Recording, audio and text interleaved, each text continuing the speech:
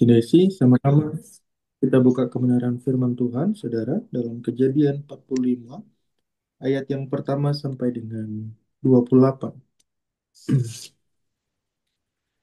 Kejadian 45,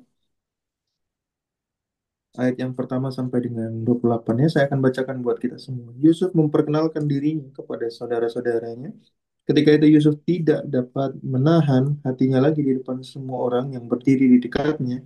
Lalu berserulah ia, suruhlah keluar semua orang dari sini. Maka tidak ada seorang pun yang tinggal di situ bersama-sama Yusuf.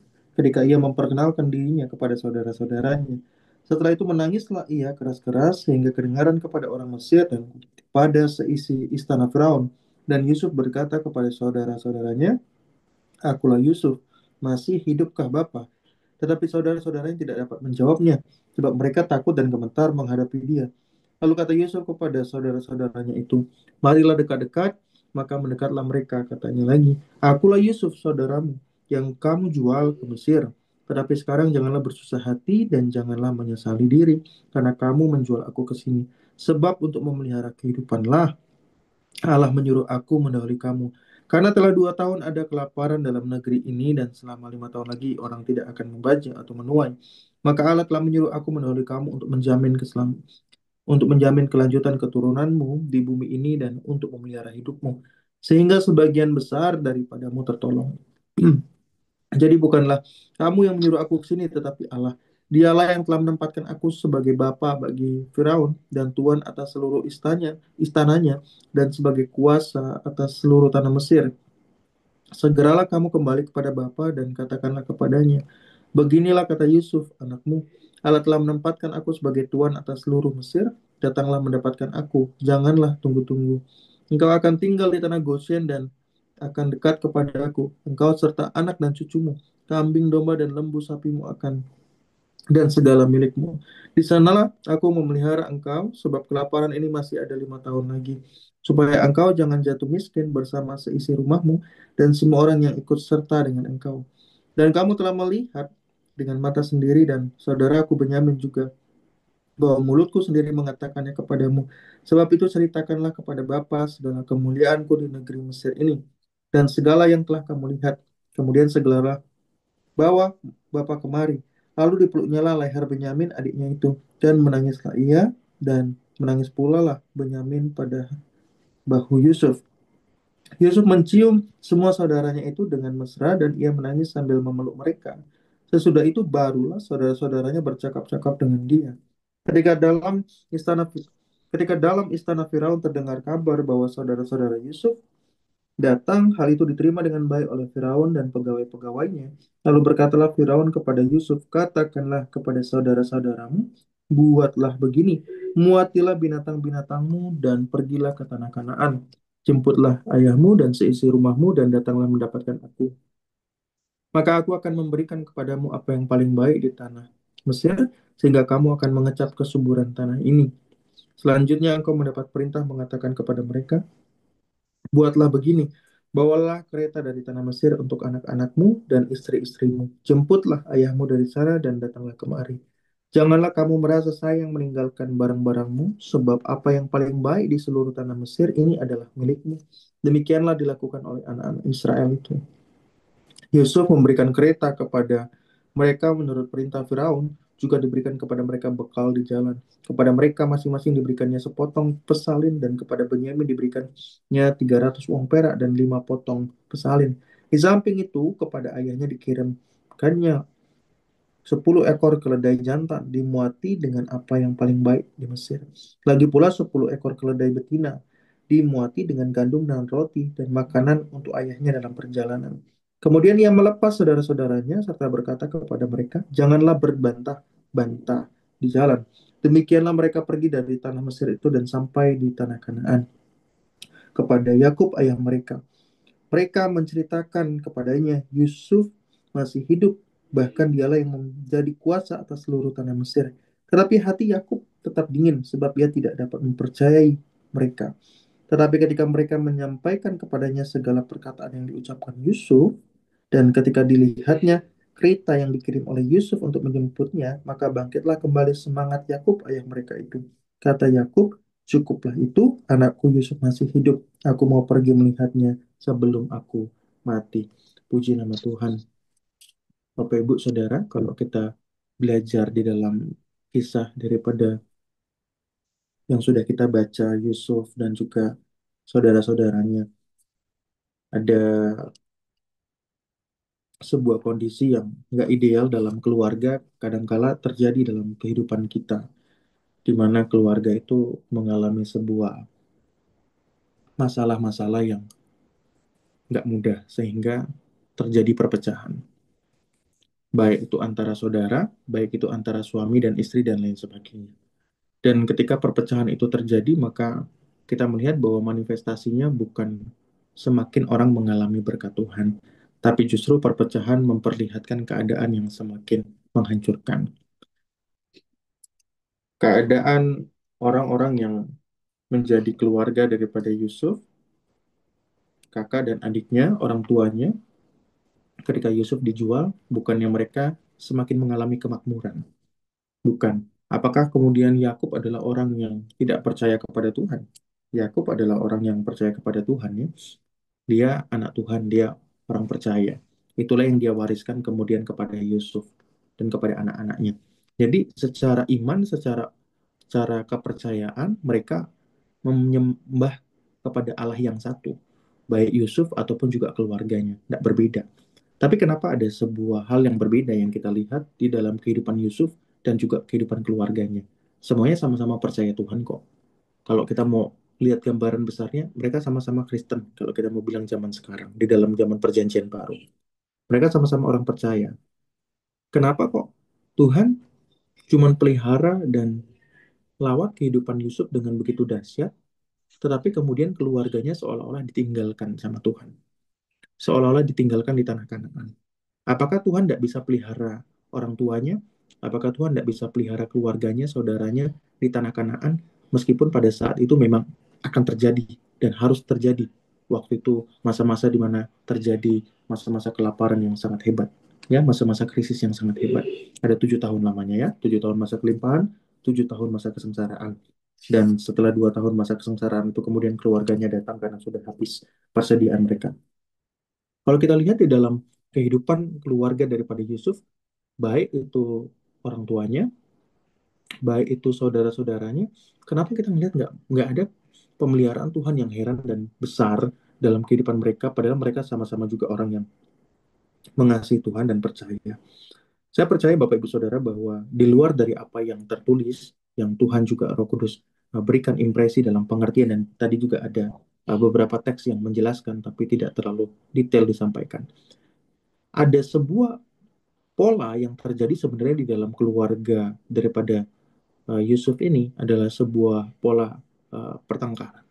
Ya, keluarganya, saudaranya ini sering bertengkar. Itu kenapa Yusuf ini berkata kan tadi ketika mereka pulang, janganlah kamu berbantah-bantahan. Memang ada pola yang terjadi dalam kehidupan keluarganya, kakak-kakaknya, adiknya ini suka berbantah-bantahan. Bukan hanya ketika masih Yusuf ada di tengah-tengah mereka, ya.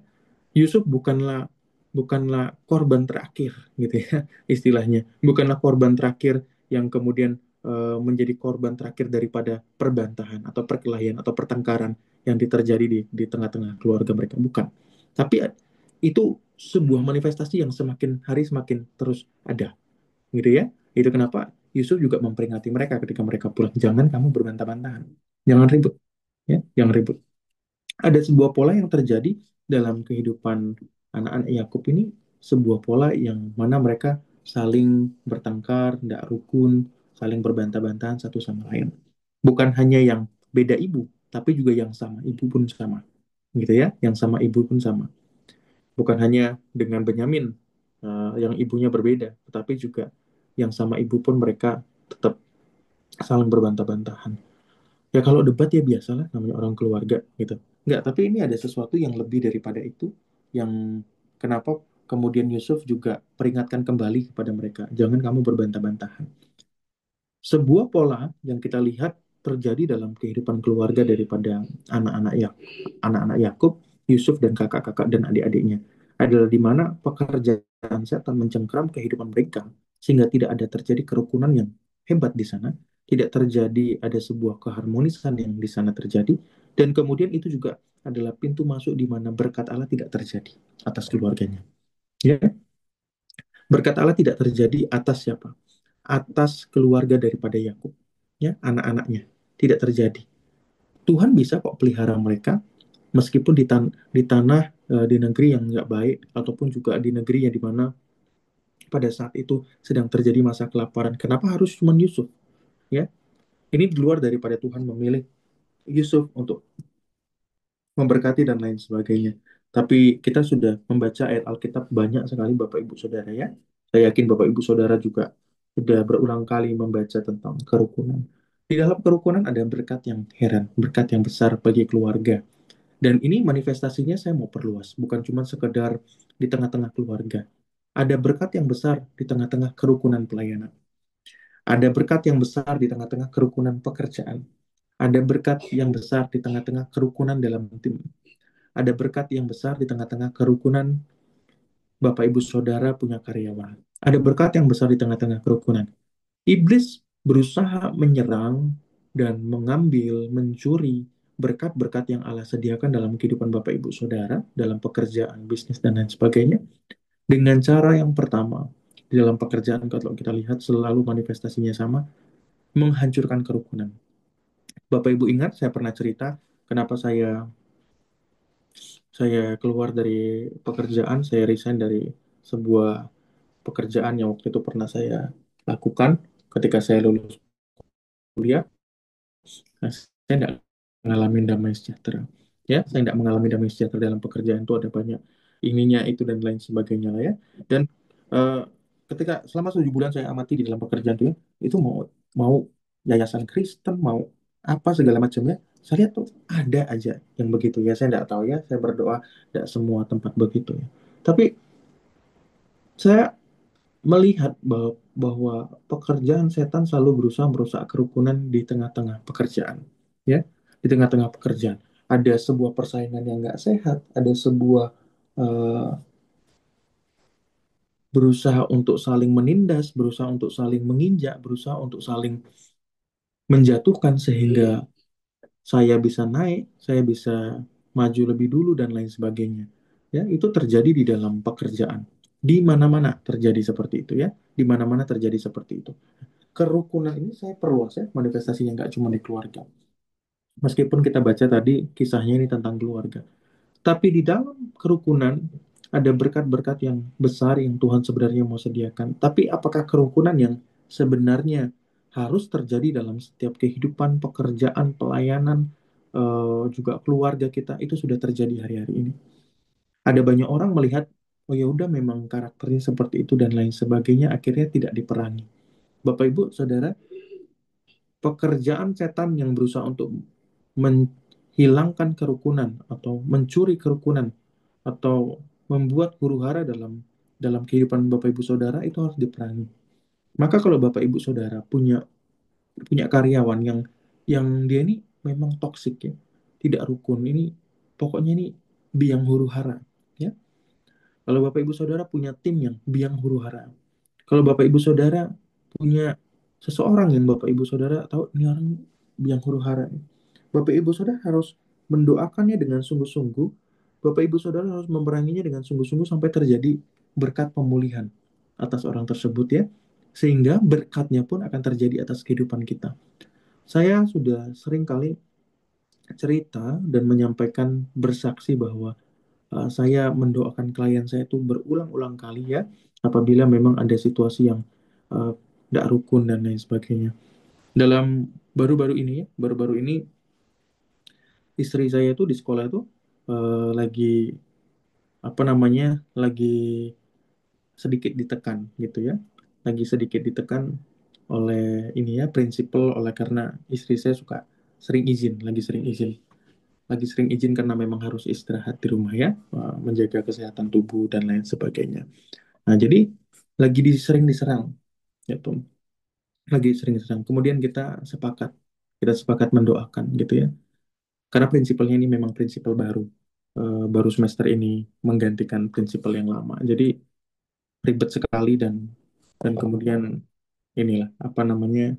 izin itu ribet dan kemudian beberapa kali dipanggil, kenapa ini begini, yang ini begini, yang lain tidak begini gitu, meskipun kondisinya sudah dijelaskan gitu ya. Lalu sudah berdasarkan ini juga surat dokter juga untuk bisa istirahat dan lain sebagainya, tapi tetap gitu ya, tetap merepotkan, tetap merepotkan sampai dipanggil dan lain sebagainya. Akhirnya kita putuskan tuh, kita setiap hari kita doakan tiap malam, kita patahkan setiap kutuk huru haranya, kutuk pertengkarannya, kutuk ribetnya, kita patahkan, kita hancurkan itu semua gitu ya. Oh, istri saya bahkan kalau pulang kadang aku saya mau resign aja lah ya gitu kan. Kalau karena sudah tidak nyaman dan tidak damai sejahtera gitu. Ya, karena memang dari awal saya sudah suruh resign sih sebenarnya gitu, cuman dia agak menahan diri, tahun depan aja lah gitu katanya. Terus kemudian setelah kita doakan mungkin berapa lama ya? Mungkin sekitar 1-2 bulan ya. Saya kurang kurang terlalu ingat tentang hal itu. Tapi sekitar itulah kita tekun mendoakan tiap malam. Tuh. Setelah kita doakan tuh sekitar 3 mingguan ini atau mungkin lebih daripada itu, kemudian keadaannya mereda. Yang katanya istri saya mau dipanggil ke HRD ternyata tidak jadi dipanggil. Yang katanya istri saya mau dapetin ini itu dan lain sebagainya peringatan ternyata tidak jadi. Dan kemudian tiba-tiba ternyata keadaannya menjadi kondusif dan prinsipal ini menjadi baik sekali gitu ya. Bahkan sampai dengan hari ini istri saya masih sering izin dari sekolah, mungkin seminggu kadang sekali izin gitu ya. Ya, karena memang ada kebutuhan khusus kenapa istri saya harus sering izin ya. Dan itu berdasarkan ini dokter juga. Nah, jadi keadaan izinnya bukannya berkurang sebenarnya, tapi sama saja, tetap seperti sebelumnya. Kadang 1 minggu sekali pasti ada izinnya, gitu ya. Kadang lebih dari 1 kali gitu, izin dalam 1 minggu. Pokoknya banyak izinnya. Tapi kemudian keadaan yang terjadi adalah bukannya semakin marah, bukannya semakin repot, bukannya semakin ribet prinsipnya. Tapi justru ketika izin-izin yang diminta itu justru responnya semakin baik gitu ya. Oh iya, enggak apa-apa nih segala macam ya. Kemudian malah 2 minggu lalu kalau nggak salah istri saya bilang sama saya pas lagi ada lembur di hari Sabtu ya, masuk kerja di hari Sabtu karena lagi ada acara anak-anak sekolah. Jadi dia bertugas itu untuk menemani. Dia datang dan kemudian eh, prinsipalnya ngajak dia ngobrol, masuk ke ruangan dan kemudian disampaikan, Miss, kalau memang harus izin tidak apa-apa gitu ya, tidak tidak perlu apa namanya, tidak perlu repot-repot lagi dan lain sebagainya. Nah, secara singkatnya Bapak Ibu, keadaannya berubah 180 derajat hanya dalam waktu yang sebenarnya signifikan gitu ya. Dan puji Tuhan sekarang terjadi kemenangan ya. Istri saya happy-happy aja tuh kerja, happy-happy aja melakukan tugas tanggung jawabnya di dalam pekerjaan. Orang-orang sulit yang menjadi tangan dan pintu yang iblis pakai untuk berusaha mengambil berkat dalam kehidupan kita, Bapak Ibu harus doakan. Kalau Bapak Ibu Saudara tidak berperang di sana, akan terjadi huru hara yang kemudian tidak ada berkat yang mengalir dalam kehidupan pekerjaan, keuangan, bisnis Bapak Ibu Saudara. Kalau ada orang-orang yang seperti itu terjadi dalam kehidupan kita, Bapak Ibu harus doakan. Kalau ada orang-orang yang di bisnis Bapak Ibu Saudara, karyawan Bapak Ibu Saudara, rekan bahkan sekalipun, rekanan Bapak Ibu Saudara yang ribet dan ini orang tukang huru hara, ya, itu ada tangan setan yang memegang Bapak Ibu Saudara, ada tangan setan yang memegang, ada kutuk-kutuk yang belum selesai, ada pekerjaan iblis yang masih ditanamkan dalam kehidupannya. Dan mau nggak mau, Bapak Ibu Saudara akan juga merasakan manifestasinya. Karena Bapak Ibu Saudara punya hubungan dengan dia. Gitu loh. Jadi jangan berpikir bahwa, oh, yang ngapain saya repot-repot doain orang, orang dia pun tidak setuju untuk didoakan, dia nggak minta didoakan, kenapa saya harus repot-repot doain orang? Saya tidak datang kepada dia untuk dia minta didoakan, dia juga tidak memberi hati untuk didoakan, dan lain sebagainya. Ya, tapi masalahnya Bapak Ibu Saudara itu punya sebuah eh, keadaan pekerjaan bisnis yang Bapak Ibu Saudara mau nggak mau tuh punya sangkut paut, ya. Mau nggak mau Bapak Ibu punya sangkut paut. Ya kalau dia tim Bapak Ibu Saudara, keluarga, atau bahkan rekanan seperti yang saya sebutkan dan lain sebagainya lah ya. Bapak Ibu Saudara bisa definisikan. Mau nggak mau Bapak Ibu Saudara akan punya hubungan dan manifestasi daripada pekerjaan setan yang ada dalam hidup seseorang itu, Bapak Ibu Saudara akan mengalami dampak-dampaknya. Dampak-dampaknya. Apakah Yakub menjadi orang yang tidak diberkati Tuhan? Saya bisa bilang begini, Bapak Ibu Saudara. Yakub adalah orang yang justru mengalami dampak daripada anak-anak yang tidak rukun sehingga kehidupan masa tua sehingga kehidupan masa tua dia sempat mengalami kondisi yang tidak menyenangkan. Bahkan semakin lesu, ya. Makin lesu, makin tidak berdaya, makin tidak happy, makin tidak sukacita, daya hidupnya makin menurun. Itu kehidupan Yakub di masa-masa tua bersama-sama dengan anak-anaknya di dalam keadaan yang tidak rukun. Dalam keadaan yang tidak rukun. Nah, anak-anaknya yang tumbuh dengan keadaan yang tidak rukun itu, ya seperti itu pada akhirnya. Hidupnya tidak mengalami berkat Tuhan. Kita buka terlebih dahulu ya di dalam Mazmur 133 ayat yang pertama sampai dengan 3. Saya bacakan buat kita semua. Mazmur 133 ayat yang pertama sampai dengan ketiga. Nyanyian ziarah Daud. Sungguh alangkah baiknya dan indahnya apabila saudara-saudara diam bersama dengan rukun, seperti minyak yang baik di atas kepala meleleh ke janggut, yang meleleh ke janggut Harun dan leher jubahnya. Seperti embun gunung Hermon yang turun ke atas gunung-gunung Sion, sebab kesanalah Tuhan memerintahkan berkat kehidupan untuk selama-lamanya. Ada berkat yang besar, yang mengalir, yang menenangkan, yang meneduhkan, yang menjamah dan melawat orang-orang yang hidup dengan rukun. Yang hidup dengan rukun. Hebron itu adalah Hermon adalah gunung yang pada saat itu di tempat yang pada saat ini digambarkan Bapak Ibu Saudara adalah gunung yang sangat tinggi Bapak Ibu Saudara, ya. Jadi ini Gunung Hermon itu adalah gunung yang mengatasi gunung-gunung yang ada, mengatasi dataran-dataran yang ada. Nah, ini gunung yang tinggi sekali. Nah, ya, dari embun yang datang daripada gunung yang sangat tinggi yang kemudian menyebarkan kesejukan kepada gunung-gunung dan dataran-dataran yang ada di bawah. Ini Gunung Hermon, ya, saudara ya, secara demografinya seperti itu. Berkat-berkat itu, berkat-berkat itu mengalir, mengalir dari tempat yang maha tinggi. Ya. Ini penggambaran tentang Allah memberkati. Berkat-berkat itu mengalir dari tempat yang maha tinggi. Ketika Bapak, Ibu, Saudara, setiap kita di tempat ini punya kerukunan yang besar di dalam tim kita, dalam hidup pekerjaan kita. Apakah penting rukun itu? Loh, memangnya Tuhan tidak bisa berkati saya sendiri kalau misalnya misalnya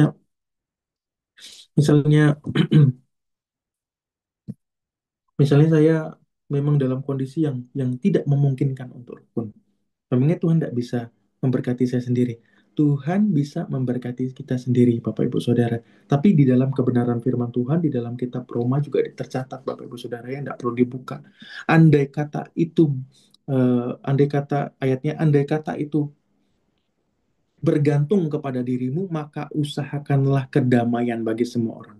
Ya, ayatnya berkata demikian. Di Roma atau di kitab yang mana itu ya, nanti Bapak Ibu Saudara bisa cari.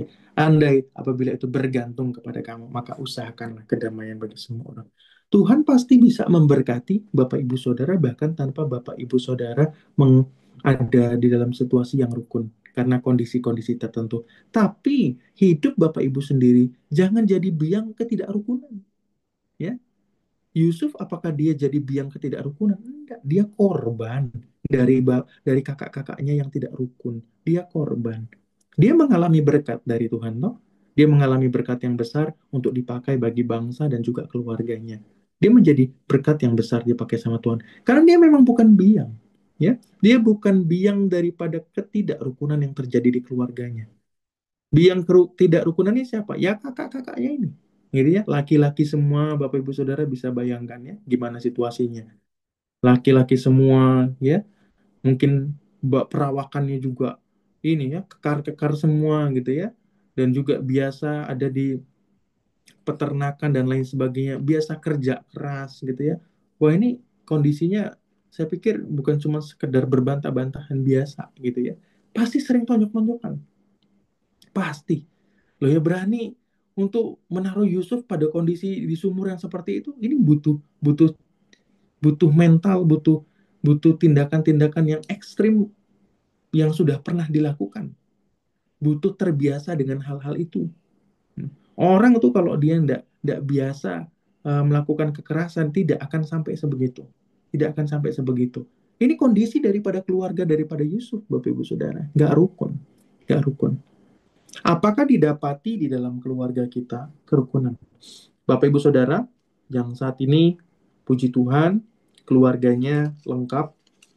Di situ ada orang tua, di situ ada anak, itu di situ ada yang lain sebagainya, masih hidup, ya. Apakah Bapak Ibu Saudara rukun dengan keluarga Bapak Ibu Saudara? Kalau Bapak Ibu Saudara tidak rukun, maka usahakanlah kerukunan.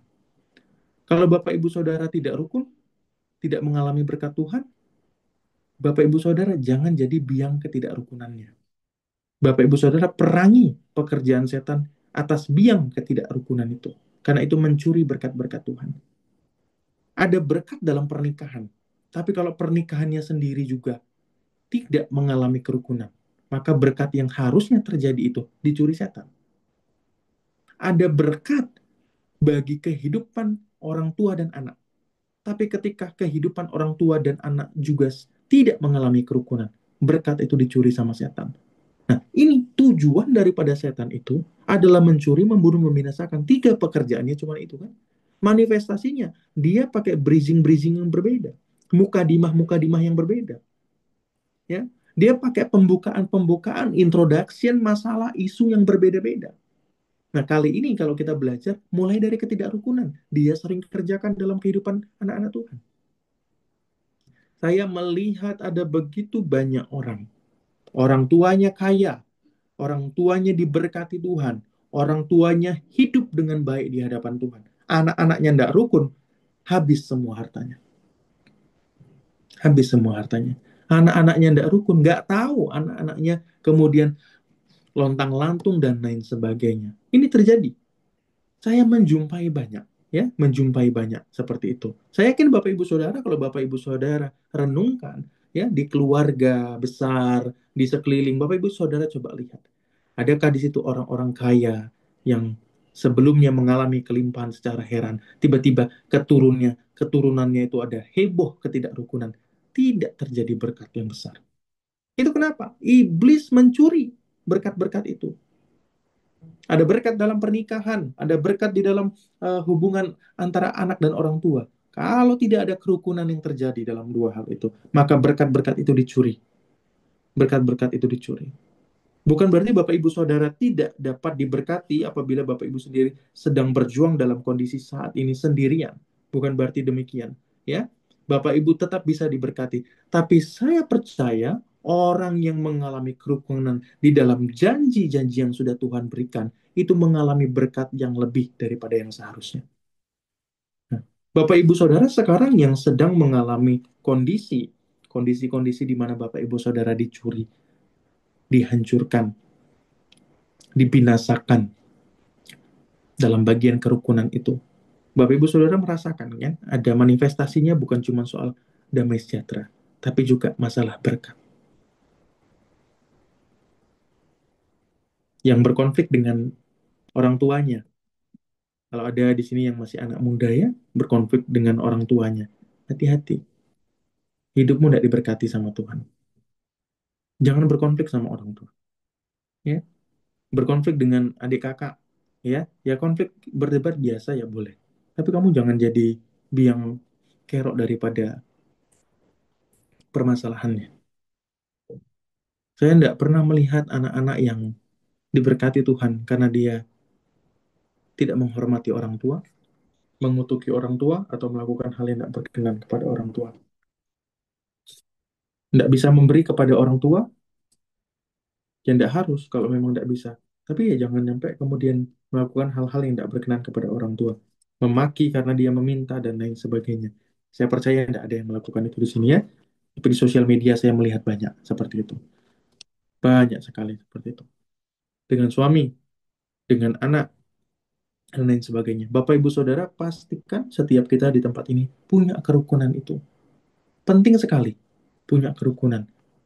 Kalau kita tidak mengalami kerukunan di dalam rumah tangga kita, dalam pekerjaan kita, dalam tim kita, waduh, itu setan tuh sedang mencuri berkat-berkat itu. Itu introduction, tuh, introduction. Introduction untuk dia untuk mencuri. Wah, udah kebuka nih, udah pintunya udah dibuka nih, gitu ya. Begitu pertengkaran terjadi, kekisruhan terjadi, udah dibuka nih. Setelah itu udah berkat-berkatnya semua diambil. Sinode-sinode, gereja-gereja yang tidak rukun, berkat-berkatnya diambil sama Tuhan. Ada satu sinode cukup tua, saya sedih sekali melihatnya. Ya, cukup tua. Mungkin salah satu paling tua juga di Indonesia, sinodenya. Di mana-mana terjadi kerusuhan. Saya rasa saya boleh bicara tentang hal ini ya, karena kakek, orang tua, dan juga kakak saya melayani, menggembalakan di sinode tersebut. Ya, cukup tua. Mungkin salah satu yang tertua di Indonesia. Di setiap daerah berkonflik, di setiap tempat berkonflik, semuanya berkonflik. Di Banten, di Lampung, Jawa Tengah, Jawa Timur, saya lihat semua beritanya. Waduh, semuanya konflik. Dan yang terjadi apa? Sinodenya tidak berkembang sekarang. Sinodenya tidak berkembang sekarang. Bermunculan sinode-sinode baru yang dalam usia 15 tahunan yang Tuhan pakai justru lebih heran. Dalam usia 20 tahunan justru lebih heran daripada sinode yang sebenarnya sudah puluhan tahun. Bapak Ibu Saudara, tidak akan ada berkat yang besar terjadi bahkan di dalam pelayanan sekalipun ketika tidak terjadi kerukunan. Maka penting kesepakatan itu Bapak Ibu Saudara. Kalau kerukunan itu penting, maka buah daripada kerukunan itu akan bermanifestasi kesepakatan. Bapak Ibu Saudara harus punya kesepakatan yang baik dengan tim Bapak Ibu Saudara. Kalau orang rukun, sepakat itu bukan berarti Bapak Ibu Saudara itu semuanya punya pemikiran pohon cabe pasti berbuah cabe, gitu ya. Bukan. Ya kalau Bapak Ibu Saudara ya sekata dan berpikir pohon cabe pasti berbuah apel, ya silahkan. Tapi itu udah sepakat gitu loh. Kesepakatan itu bukan karena berpikiran sama, tapi meskipun berpikiran beda, tapi mau menyatukan, oke, pokoknya ini, gitu. Meskipun nggak mungkin pohon cabe berbuah apel, tapi ya udah kita sepakat pokoknya. Pohon cabe berbuah apel. Kesepakatan. Bapak Ibu Saudara bisa punya tim yang orang-orang yang berpikiran yang berbeda, tapi selagi di situ terjadi kesepakatan, maka itulah kerukunan. Bapak Ibu Saudara ada punya anak-anak, Bapak Ibu Saudara punya suami, Bapak Ibu Saudara punya istri, meskipun berbeda pendapat, meskipun beda pandangan, meskipun beda dalam pengelolaan bisnisnya dan lain sebagainya, tidak masalah. Tapi endingnya, goalsnya yang harus terjadi adalah kesepakatan. Itu adalah kerukunan. Kalau Bapak Ibu Saudara berjalan di dalam ketidaksepakatan, Bapak Ibu Saudara tidak berjalan dalam kerukunan. Bukan hanya bertengkarnya saja, ya, ketidakrukunan itu. Tapi harus ada manifestasi daripada kerukunannya itu, yaitu adalah kesepakatan. Boleh Bapak Ibu Saudara punya pendapat, oh harusnya bisnisnya dijalankan begini. Oh harusnya dijalankan begini. Boleh. Tapi harus ada kesepakatan yang pada akhirnya dijalankan apa. Jangan sampai kemudian Bapak Ibu Saudara berjalan di dalam pengertian masing-masing, tapi sebenarnya Bapak Ibu Saudara ada dalam perahu yang sama. Itu tidak sepakat. Tidak sepakat. Bapak Ibu Saudara akan kemudian jatuh dengan pemikiran, oh prinsip saya yang lebih benar, strategi saya yang lebih benar, pengertian saya yang lebih benar. Itu yang kedua. Yang ketiga, Bapak Ibu Saudara ya, di dalam kerukunan itu penting ada orang yang mengenal visinya Tuhan dalam kerukunan. Minggu lalu saya sudah bicara tentang Bapa. Di situ saya sempat menyinggung tentang bagaimana peran bapak di rumah itu penting. Ayah, peran ayah, ayah di bumi ya, itu penting. Saya ada singgung bagian itu sedikit minggu lalu. Bapak Ibu Saudara, orang yang punya visi, yang mengenal visi daripada Tuhan, itu penting sekali karena di dalam kerukunan itu berperan untuk mengerjakan apa yang Tuhan kehendaki. Tanpa ada orang yang mengenal visi daripada Tuhan, maka kerukunan yang ada tidak akan dapat terjadi, kesepakatan yang ada tidak dapat terjadi. Orang-orang yang hidup di dalam pengertian dan pengenalan akan visi akan membawa orang-orang yang ada dalam kapal itu, yang ada dalam kapal itu akan berlayar bersama-sama kepada satu tujuan.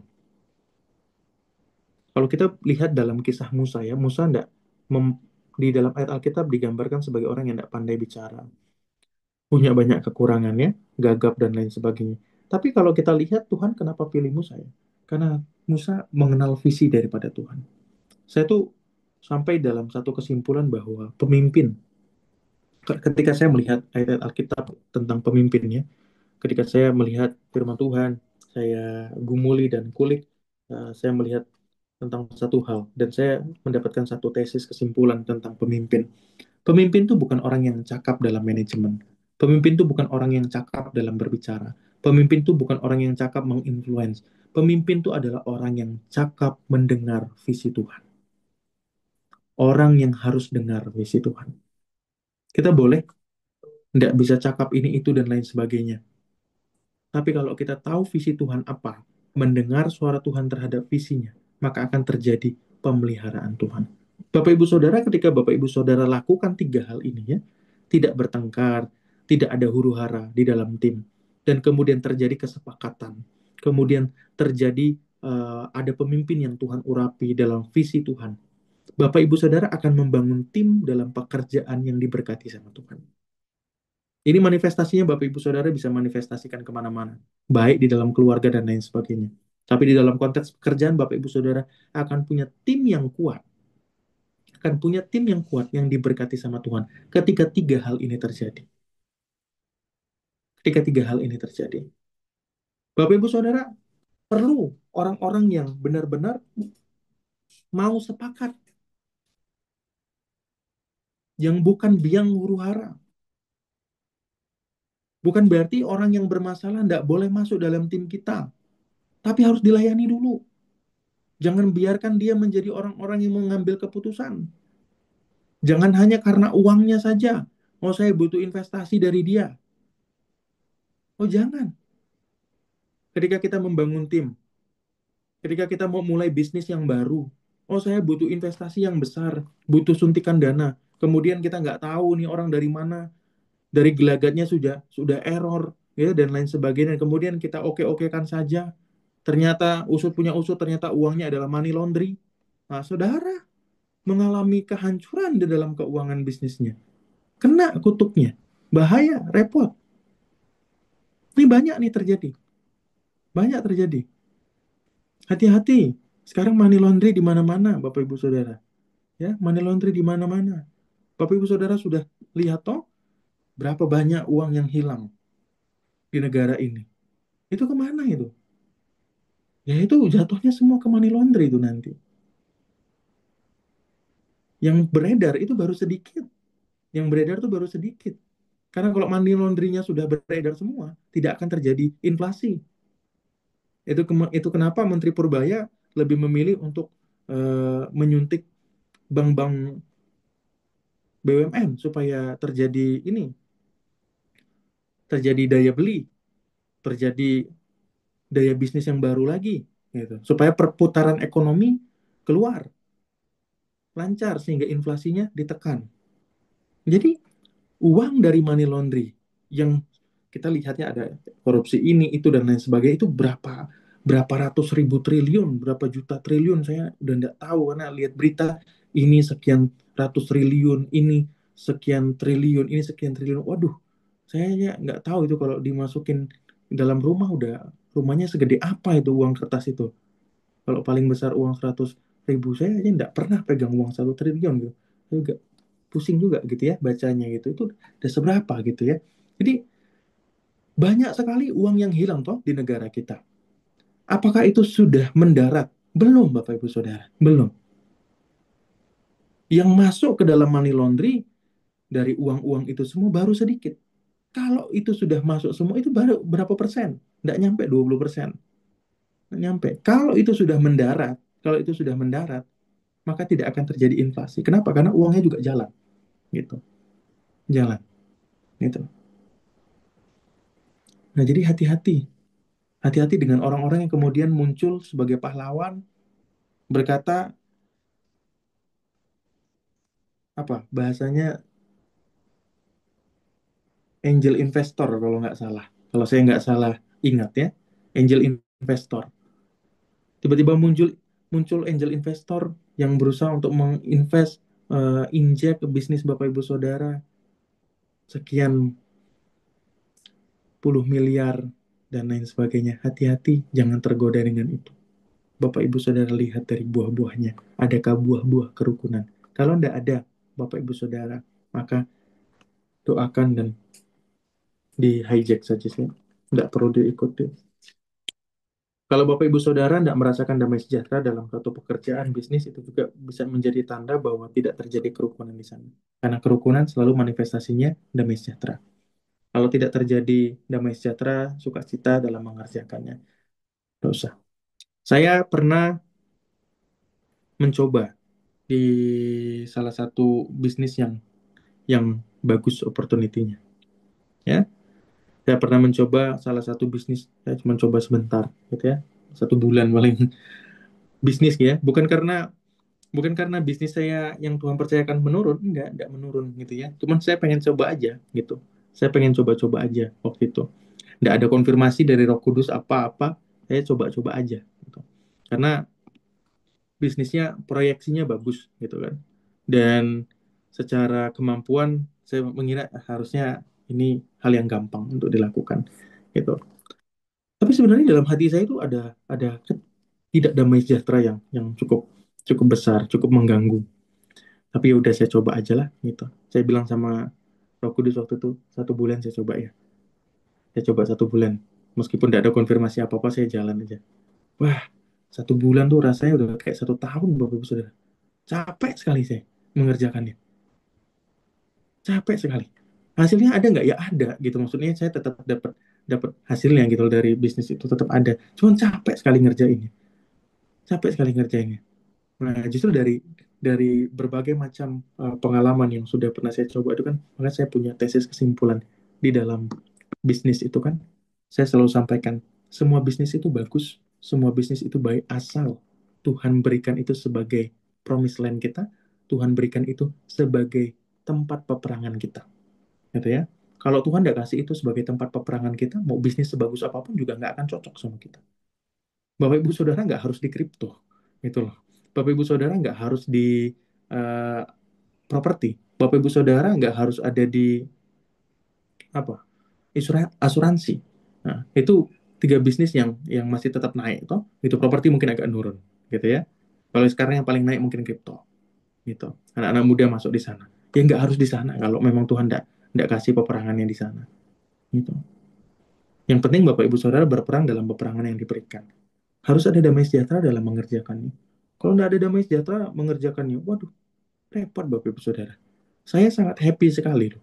Tuhan tuh berkati saya dalam sebuah bisnis pekerjaan yang saya nggak tahu bagi orang itu susah apa enggak. Tapi bagi saya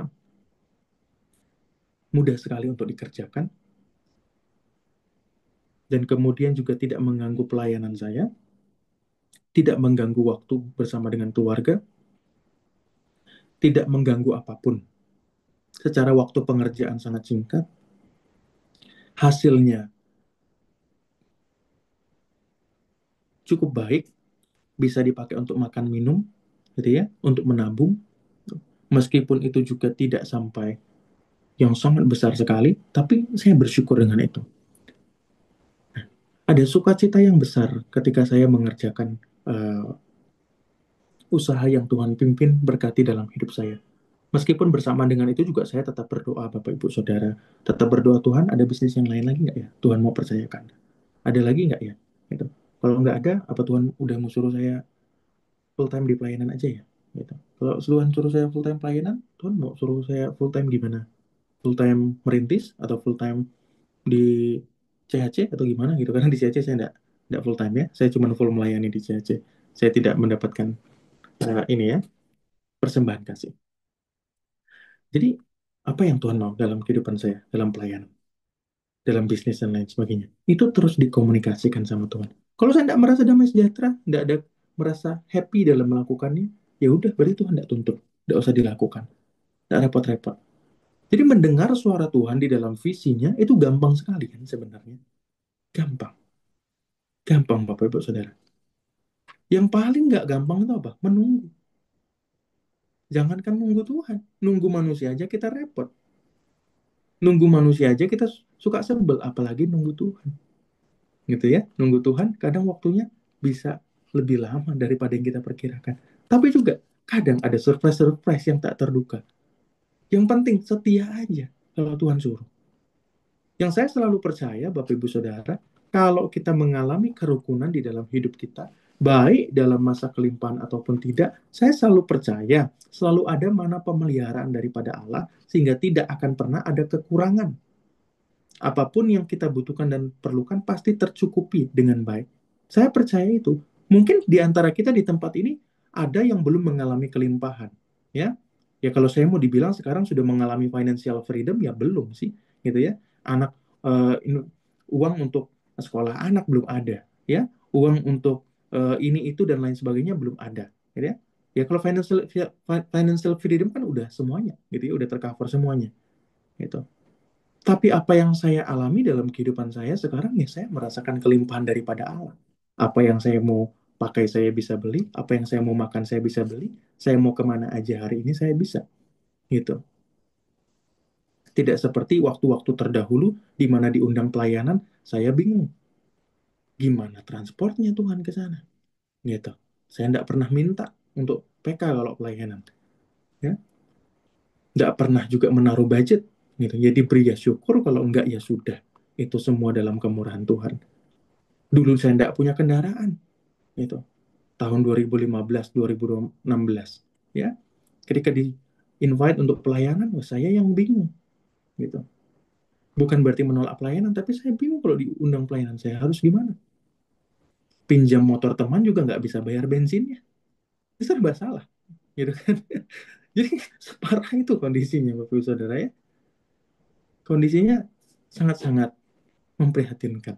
Kalau saya cerita begini sama istri saya itu selalu terharu gitu. Kesal, nggak usah, bersyukur aja gitu loh. Tapi ini memang real gitu ya, ada saksi hidupnya istri saya tuh, dari saya nol nggak punya apa-apa tuh dia menemani saya gitu ya. Jadi Bapak Ibu Saudara itu pewaris kerajaan Allah, mau mulainya dari manapun tidak masalah ya. Mau mulai dari keadaan minus yang mungkin sekarang ada yang punya hutang piutang, Tuhan bisa angkat Bapak Ibu Saudara. Mau yang mulai dari keadaan yang bisnisnya sedang terbengkalai, Tuhan bisa pelihara ya. Yang mulai dengan keadaan keluarga yang tidak baik, Tuhan bisa pelihara. Karena Bapak Ibu Saudara pewaris kerajaan Allah, pewaris kerajaan sorga. Yang mulai dengan keberadaan single, suaminya nggak tahu di mana, ya, lone ranger, tapi bukan karena kehendak pribadi, ya. Tuhan bisa pelihara selagi Bapak Ibu Saudara mengusahakan kerukunan, mengusahakan kerukunan, mengusahakan kerukunan. Kerukunan tadi, jangan jadi biang huru hara. Harus terjadi kesepakatan, harus terjadi visi Tuhan. Saya berdoa tiga hal ini terjadi dalam kehidupan kita, dan berkat Allah mengalir dalam setiap usaha, bisnis, pekerjaan kita. Bapak Ibu Saudara sudah dengar firman Tuhan. Bapak Ibu Saudara sekarang boleh berdoa dan menaruh kepada Tuhan apa yang Tuhan sudah katakan, berkati dalam hidup saudara melalui kebenaran firman Tuhan. Kalau ada hal-hal yang tidak rukun dalam tim Bapak Ibu Saudara, pekerjaan, kantor, mari sekarang serahkan sama Tuhan, biar Tuhan sendiri yang bertindak.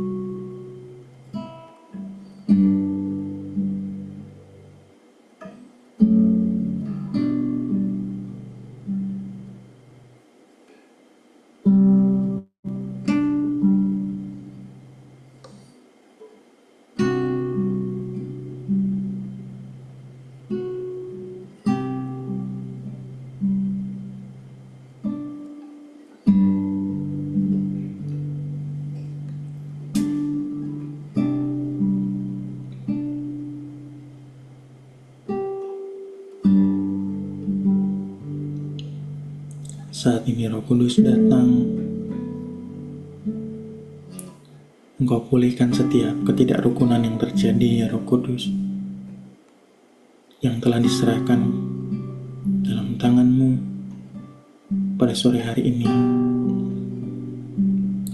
Setiap ketidakrukunan yang terjadi dalam rekan bisnis, dengan pasangan hidup, anak, keluarga, dengan tim, setiap pekerjaan setan, kutuk huru-hara, kutuk pertengkaran, kutuk perselisihan, kutuk ketidakrukunan, saat ini semua harus hancur di dalam nama Yesus. Semua cengkramannya atas hidup, di sektor apapun dalam hidup kami masing-masing, saat ini enyah itu semua di dalam nama Yesus.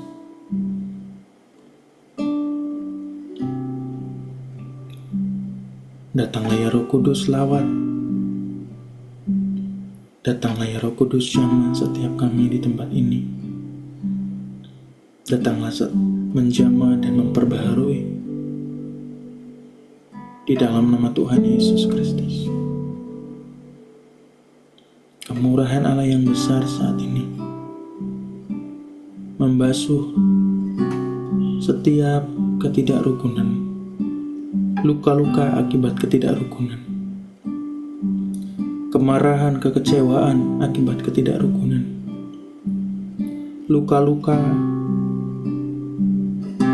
yang terus berbuah dan bermanifestasi. Saat ini dalam nama Yesus,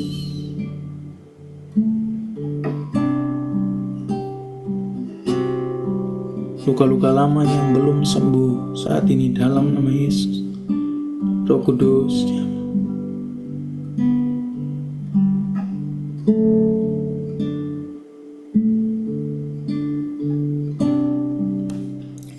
ada satu orang di tempat ini, Roh Kudus berkata,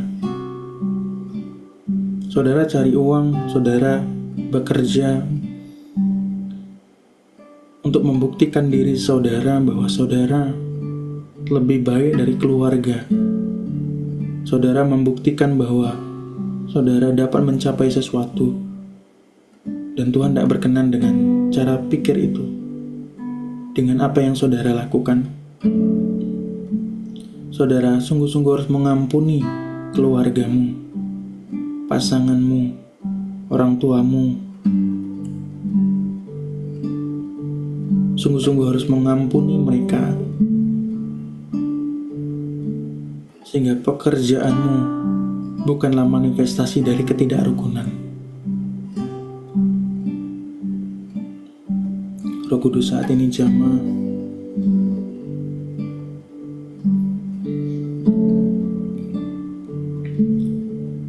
Saat ini di dalam nama Tuhan Yesus Kristus, semua pekerjaan setan yang bermanifestasikan ketidakrukunan itu saat ini patah hancur di dalam nama Yesus.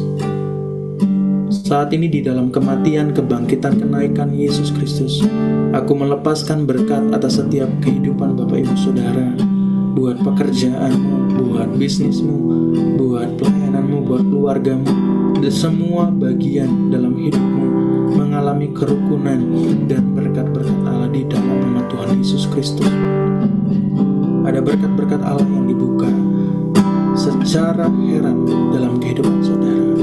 Di dalam nama Tuhan Yesus Kristus, luka-luka lama, setiap akibat-akibat dari ketidakrukunan yang lama sudah selesai, sudah selesai, sudah selesai. Tidak ada lagi manifestasinya.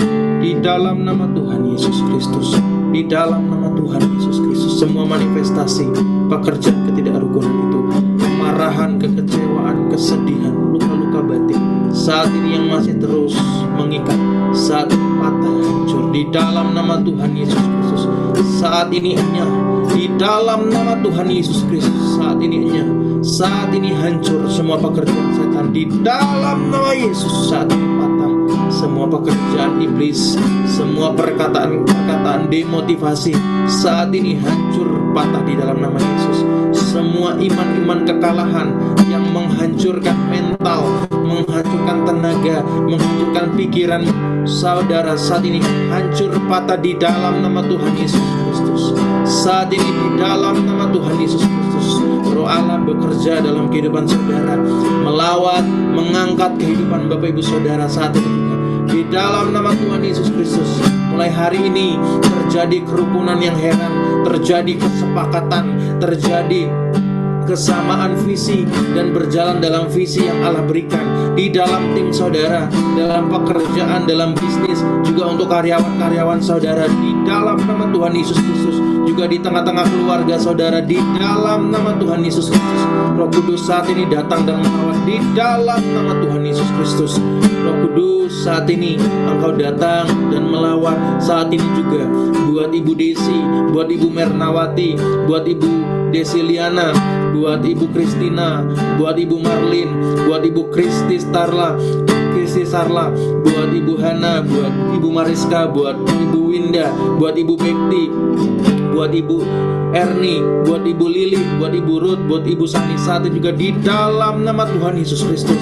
Saat ini terjadi berkat kerukunan di tengah-tengah keluarga, dengan suami, dengan anak, dengan orang tua, dengan mertua. Saat ini juga di dalam nama Tuhan Yesus Kristus terjadi kerukunan yang heran itu, terjadi kerukunan itu saat ini juga di dalam nama Tuhan Yesus Kristus. Pekerjaan setan yang mencuri, membunuh, membinasakan sehingga menghancurkan kerukunan itu saat ini juga patah di dalam nama Yesus. Saat ini juga patah di dalam nama Yesus. Mulai hari ini tidak berjalan dengan sendirian, berjalan dengan kesepakatan, berjalan dengan visinya Tuhan. Saat ini di dalam nama Tuhan Yesus Kristus, juga untuk tim, untuk bisnis, untuk pekerjaannya. Saat ini di dalam nama Tuhan Yesus Kristus, berkat-berkat Allah mengalir saat ini. Ada pintu-pintu yang baru yang dibukakan saat ini juga di dalam nama Tuhan Yesus. Roh Allah saat ini melawat, Roh Allah saat ini melawat, Roh Allah saat ini melawat di dalam nama Yesus, di dalam nama Yesus. Api yang datang daripada kerajaan Allah saat ini membakar dan memberkati di dalam nama Tuhan Yesus Kristus, di dalam nama Tuhan Yesus Kristus, di dalam nama Tuhan Yesus Kristus. Terima kasih Tuhan, terima kasih Tuhan. Kami menerima semua berkat-Mu, kami menerima semua kemurahan-Mu. Terjadilah, teraktivasi, termaterailah dalam setiap kehidupan kami di dalam nama Yesus. Puji nama Tuhan, haleluya, amin. Puji nama Tuhan. Ya, puji nama Tuhan. Tuhan berkati Bapak Ibu Saudara. Silahkan kalau ada yang mau bertanya, 1-2 orang, silahkan. Atau bersaksi, silahkan. Atau menambahkan juga boleh. Chris mau tanya. Iya? Tadi kan Chris bilang kalau tanda dari Tuhan itu kan damai sejahtera. Tapi kan kita kan kadang kalau lagi berdoa itu dapat pewahyuan untuk satu bisnis baru. Kayak waktu itu kan aku jualan siomay. Tapi dalam perjalanan tuh aku merasa aku belum serap dengan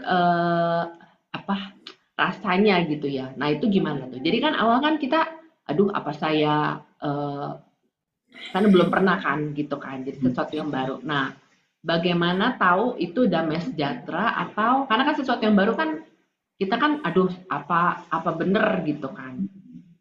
Jadi lebih ke arah karena nggak yakin gitu ya. Nah, itu gimana membedakan antara damai sejahtera dengan nggak yakin gitu? Ya kalau damai sejahtera pasti yakin. Jadi kalau sudah merasa tidak yakin, udah pasti nggak ada damai sejahtera. Oh, Damai sejahtera tidak ada nila keraguan sedikit pun. Udah pasti seperti itu. Kalau saya tuh dari kecil saya nggak tahu prinsip firman Tuhan ini. Setelah saya baca ternyata ada. Tapi saya itu dari kecil. eh, Mama saya tuh sangat tahu sekali. Ya, saya mau diajak sejauh apapun, bahkan saya berani untuk tetap berada di rumah, gitu ya. Kalau saya memang ragu, gitu ya. Nah jadi mama saya tahu kalau saya kan misalnya mau pergi ke Medan atau pergi ke apa gitu ya, atau mau pergi liburan. Saya tuh ditanya kan, cuman saya anak satu-satunya di rumah yang selalu ditanya, kamu ikut apa enggak, gitu ya. Padahal anak bungsu, gitu ya. Nah kalau saya ada keraguan sedikit pun, saya itu mikir kan, saya biasa mikir, gitu. Nah kalau saya sudah mikir, mama saya tahu, oh ini anak berarti ragu. Udah berarti kamu gak usah ikut ya. Nah gitu. Jadi kalau saya mikir sedikit aja gitu ya,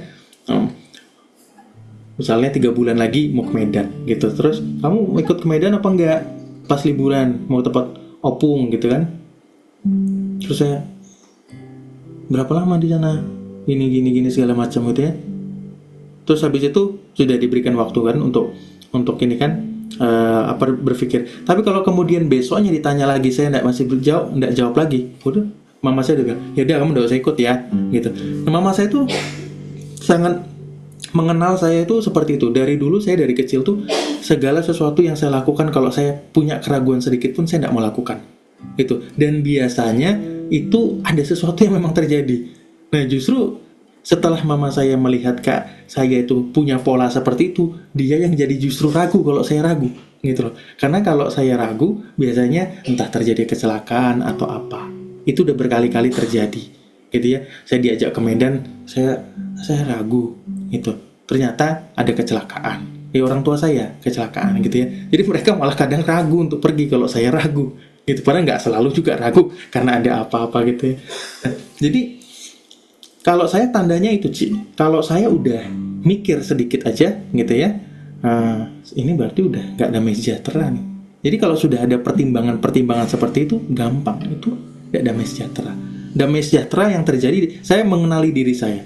Damai sejahtera yang terjadi dalam diri saya, ya udah gitu loh, jalan aja, nggak ada mikir ini itu dan lain sebagainya gitu ya. Kecuali awalnya kita sudah berjalan, tiba-tiba kok muncul hal yang aneh, nah itu berarti ada serangan, itu namanya perlu diperangi ya, itu perlu diperangi. Tuhan suruh jalan, tapi di tengah-tengah jalan kok tiba-tiba kok ada tantangan-tantangan yang seharusnya tidak terjadi gitu ya. Nah itu artinya peperangan yang harus dimenangkan. Selama itu dari awal dijalani dengan damai sejahtera yang datang daripada Tuhan, nah itu ada kemenangan sih dalam peperangannya. Selalu seperti itu. Tapi kalau dari awal memang saya yang sebenarnya sudah ada dikit dalam hati itu keraguan, ya, tapi saya ndak mau gubris gitu ya. Saya udah berkali-kali coba melakukan itu, baik dalam pelayanan dan lain sebagainya. Ada setitik aja gitu ya, saya cobalah gitu. Untuk saya juga ndak keluar tenaga gimana, ndak keluar ini itu gimana, saya lakukan aja. Ujung-ujungnya chaos. Itu ujung-ujungnya chaos. Saya pernah ditawarkan mengembalakan, gitu ya. Bukan mengembalakan, memimpin satu pelayanan sel yang ujung-ujungnya nanti akan jadi pengembalaan. Di hati saya ada keraguan sebenarnya ya. Tapi karena mereka yang minta-minta, jadi saya tuh nggak enak gitu ya. Orang minta dilayani kok kita nggak melayani gitu. Istri saya sih udah mulai kayak mama saya gitu, mengerti ya. Gitu, kalau saya kayak gini tuh gimana gitu. Istri saya karena ngelihat kondisi saya seperti itu, dia ngomong, enggak usah. Menurut saya enggak. Menurut saya bukan dari Tuhan gitu. Tapi saya bilang, udahlah, coba aja. Saya enggak keluarin dana, enggak apa gitu. Suruh melayani aja, ya udahlah kita bantu aja. Baru pertemuan pertama chaos gitu.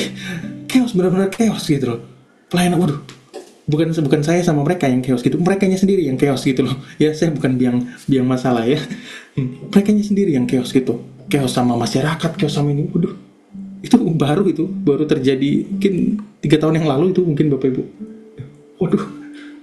chaos seperti ini gitu. Kemudian setelah itu, wah ya udah saya mundur, gitu, saya nggak mau lagi gitu.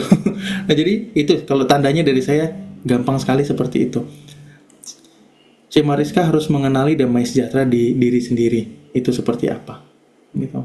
Harusnya kalau damai sejahtera ya nggak ada perasaan yang lain ya gitu. Nah, tapi Chris gini, antara kan kita kan memulai sesuatu dan kan Tuhan kan kadang suka kasih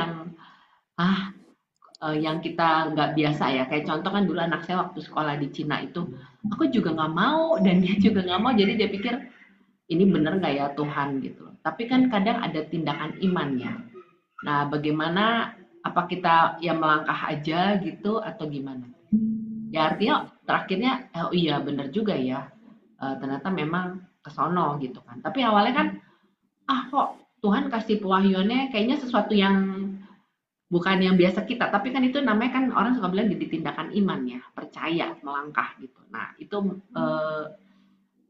artinya membedakannya gimana ya? Kan pasti kan Tuhan pewahyuan itu kan sesuatu yang suka di luar daripada kita punya, suka begitu ya kelihatan gitu. Tindakan iman itu tidak berjalan atas ini ya, atas kehendak pribadi ya. Tindakan iman tuh berjalan di dalam tuntunan Tuhan. Nah jadi apakah semua hal ini miskonsepsi dalam gereja banyak sering kali terjadi seperti itu. Tidak semua hal yang kita lakukan itu wujud dari tindakan iman. Bukan berarti karena kita berjalan maka kita tindakan iman, bukannya. Tindakan iman itu harus berlaku seperti Musa yang kemudian berjalan ke Laut Merah, yang pada saat itu Laut Tebrau, ya, Laut Merah juga terbelah ya, Laut Tebrau yang pada saat itu belum terbuka, tapi Tuhan suruh jalan ke sana, nggak ada jalannya di sana, gitu. Tapi Tuhan suruh jalan ke sana, itu tindakan iman. Nah, tindakan iman tuh bukan kita berjalan atas inisiasi ya, inisiasi sendiri bukan, tapi berjalan kalau memang Tuhan suruh ke sana, meskipun itu di sana nggak ada jalan ya, Tuhan pasti buka, begitu kan? Nah, itu yang seperti Musa lakukan. Tidak ada contoh terbaik yang bisa kita gambarkan selain daripada itu ya. Itu menurut saya udah contoh yang selama ini sering saya pakai ya dalam tindakan iman. Nah, di dalam kondisi yang seperti Ci Mariska tadi sampaikan, bagaimana tentang pewahyuan yang memang rasanya kok ini baru ya, sesuatu yang baru dan lain sebagainya. Nah, boleh diuji kan pewahyuannya, boleh diuji, boleh didoakan terlebih dahulu. Saya banyak dapat pewahyuan hampir setiap hari, dan itu selalu saya, yang paling sederhana itu adalah saya taruh dulu di dalam catatan pewahyuan itu. Saya sudah sering sampaikannya, saya tuh suka journaling doa. Ya, apa yang saya dapat dalam doa itu saya catat, tanggalnya, jamnya gitu saya catat. Nah, setelah saya journaling doa, yang saya lakukan kemudian adalah saya terus mendoakan terhadap dengan journaling itu apa yang Tuhan kehendaki. Saya tidak mau ngebet menggenapi gitu loh. Saya tidak mau ngebet menggenapi. Saya minta Tuhan waktunya yang terbaik untuk Tuhan menggenapi. Saya tuh percaya bahwa Tuhan itu tidak butuh untuk diburu-buru di dalam penggenapannya. Yang butuh diburu-buru itu kita kan, karena kita punya kepentingan kan. Kita punya kepentingan, apalagi kalau ini terkait dengan bisnis ya. Tentu kepentingannya adalah kebutuhan hidup, gitu ya. Kepentingannya di sana. Nah, tapi Tuhan tuh kan tidak punya kepentingan-kepentingan seperti itu. Dia nggak punya kepentingan yang harus diburu-buru. Kita yang harus mengerti kapan waktunya Tuhan. Kalau saya paling gampang, paling mudah yang dilakukan adalah setelah saya journaling, ya kemudian saya doakan terus-menerus, nanti akan ada tanda-tanda di mana Tuhan akan menuntun untuk melakukannya. Seperti misalnya contoh sederhananya, yang belum terjadi ya, misalnya sebentar saya pilih. Oh, ini yang udah pernah saya sampaikan sebelumnya saja. Yang belum terjadi tentang penggembalaan. Ya, saya itu mendengar tentang visi Tuhan dalam pewahyuan roh dan digenapi banyak orang. Orang lain banyak meneguhkan tentang, oh ya memang pengurapan kamu penggembalaan dan lain sebagainya. Bahkan di STT dulu kita ada tes talenta, karunia. Itu saya juga mendapatkan itu. Dosen pun juga menyampaikan itu. Bahkan saya diberikan kepercayaan untuk memimpin juga jadi BEM mahasiswa di kampus selama 2 periode ya. Nah, jadi memang talenta saya di kampus juga dikembangkan dalam kepemimpinan. Nah, banyak sekali kesempatan-kesempatan yang juga dari hamba Tuhan yang lain juga, nubuat, peneguhan juga yang menyampaikan tentang hal itu. Tapi sampai dengan hari ini saya juga masih terus mendoakan, Tuhan kapan Tuhan mau kasih? Kapan Tuhan mau lakukan promised land-nya itu? Di mana Tuhan mau lakukan? Apakah saya tidak bisa untuk mulai sekarang? Ya, ini adalah wujud penggembalaan juga sih, tapi bukan seperti itu yang dimaksud ya. Tuhan memberikan visi yang lebih daripada itu. Apakah tidak bisa saya lakukan sekarang? Dengan kekuatan daging sebenarnya sewa ruko bisa misalnya gitu ya. Kemudian undang-undang orang bisa. Tapi apakah itu berjalan dengan efektif ketika itu saya lakukan? Tidak. Tanpa pewahyuan Roh Allah yang kemudian menyuruh untuk kita melangkah lebih lagi, maka apa yang saya lakukan semuanya hanya usaha daging yang hari ini ada, besok akan usai.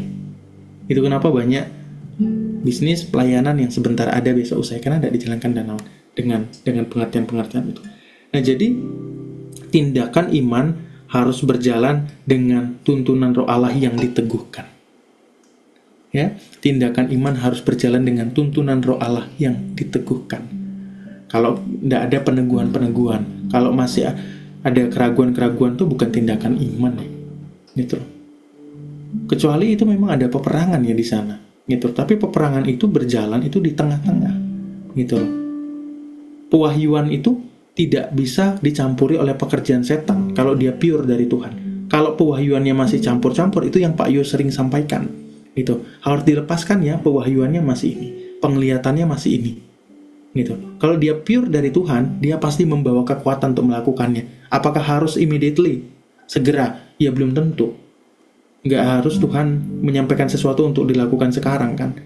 Gitu. Bisa ditangkap maksudnya? Ya, Chris, thank you. Iya, sama-sama aja. Berjalannya. Iya. Jadi dicoba didoakan lagi dulu ya terkait dengan pewahyuan-pewahyuannya, apakah itu memang datang daripada Tuhan atau enggak. Semakin kita ini, saya coba berusaha lebih sederhanakan menjelaskannya ya. Saya merasa masih ada yang belum terlalu menangkap apa yang saya maksud.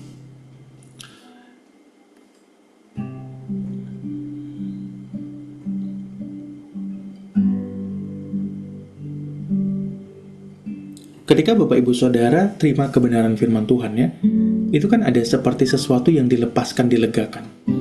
Ketika Bapak Ibu Saudara baca firman Tuhan yang Bapak Ibu Saudara nggak ngerti, tiba-tiba Bapak Ibu Saudara ada mengalami satu pencerahan, gitu ya. Wah, ini ya maksudnya ya. Saya udah lama baca ini tapi saya nggak ngerti. Tiba-tiba kok saya ngerti ya tentang hal ini. Ya, ada yang pernah ngalamin begitu? Pernah ya ngalamin gitu ya pasti ya. Nah itu adalah sebuah pewahyuan. Nah Bapak Ibu Saudara ingat pewahyuan itu seperti apa? Dia polanya seperti itu. Akan ada satu pencerahan yang kemudian muncul dalam kehidupan Bapak Ibu Saudara yang Bapak Ibu Saudara pun tidak bisa tolak untuk ini bukan kayak gini nih, nggak bisa, gitu loh. Ada satu kekuatan yang mendobrak semua keraguan. Ada satu kekuatan yang mendobrak semua kebimbangan. Yang kemudian yang bisa kita lakukan hanya percaya dan melakukannya. Pewahyuan. Makanya saya bilang tadi, pewahyuan itu tidak dapat dicampuri oleh pekerjaan setan. Kalau dicampuri dengan keraguan, dicampuri dengan kecemasan, kebimbangan, dan lain sebagainya, itu berarti belum clear. Kalau dia belum clear, artinya, kita perlu pelangi lagi karena ada sesuatu yang memang belum selesai dalam diri kita. Gitu ya, penglihatan kita belum benar-benar dibersihkan. Itu Pak Yu udah sering bahas ya, saya tidak perlu jelaskan lebih lanjut. Ya, seperti itu. Nah, Bapak Ibu Saudara ingat bagaimana Bapak Ibu Saudara membaca Alkitab, tiba-tiba ada satu ayat yang bicara kuat sekali ya. Kita baca sekali kok, tapi tiba-tiba dia dalam hati, dalam pikiran kita, dia bicara banyak tentang masa lalu kita, dia bicara banyak tentang hidup kita, dia bicara banyak tentang masa depan kita. Nah itu pewahyuan, pencerahan. Ya. Nah, momennya adalah seperti itu. Ketika kita berdoa juga sama. Roh Kudus bicara sesuatu, ada sesuatu yang disingkapkan, ya. Seperti selubung yang mata kita tadinya tertutup, tiba-tiba ada selubung yang dibukakan, kemudian kita melihat, wah, kayak gini ya. Gak ada kekuatan untuk menolak, gak ada kekuatan untuk, masa iya sih kayak gini. Kalau masih ada begitu, berarti itu ada keraguan. Nah, itu berarti pewahyuannya belum benar-benar tuh. Bisa jadi itu cuman pengertian pengetahuan, bukan pewahyuan. Pewahyuan, pencerahan, penyingkapan yang sifatnya dari Allah. Tidak akan ada kekuatan dari kita yang mampu meragukannya sedikit pun. Selalu seperti itu. Selalu seperti itu. Nah, jadi kalau itu sudah terjadi dalam hidup kita, maka pasti kalau Tuhan suruh tunggu, kita akan tunggu. Kalau Tuhan suruh sekarang, kita akan sekarang. Kalau Tuhan suruh kapan, kita akan melakukannya. Pasti, kalau itu sudah terjadi. Nah, ketika pencerahan terjadi, pewahyuan terjadi, dan memang Tuhan memberikan sebuah impresi kekuatan melakukannya segera, ya maka langsung lakukan. Tapi kalau misalnya bukan, jangan bertindak dengan iman dulu. Karena itu bukan iman namanya. Itu usaha daging. Sama dengan seperti contoh yang saya lakukan tadi, yang saya sampaikan tadi. Tuhan belum kasih peneguhan sama saya, kapan untuk saya buka penggembalaan. Ya sekarang saya disuruh belajar, gitu ya. Sekarang saya disuruh belajar melayani, ya sekarang di Zoom, ya. Belajar melayani ya di Come to Jesus, belajar melayani juga di bawah Pak Ayo, gitu ya. Belajar melayani di sini situ dan lain sebagainya. Masih disuruh belajar, gitu loh. Masih disuruh belajar di saat teman-teman saya yang lain sudah Tuhan percayakan buka penggembalaan, ada yang di Papua dan lain sebagainya. Dia sudah Tuhan percayakan, gitu. Tapi saya masih Tuhan suruh belajar, ya enggak apa-apa, gitu. Secara hati udah meronta-ronta sebenarnya, Tuhan kapan, gitu. Kapan, gitu.